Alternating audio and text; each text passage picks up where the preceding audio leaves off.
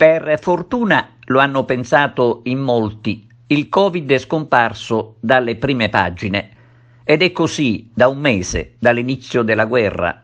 Sì, il Covid infatti è scomparso dalle prime pagine dei giornali, perché è prioritario parlare di altri numeri e raccontare altre storie legate agli eventi mostruosi che si trascinano da un mese e che di fatto ci costringono però a vivere tra due fuochi, guerra e Covid, un'altra odiosa guerra. Il maledetto virus scomparso dalle prime pagine purtroppo continua a farsi largo.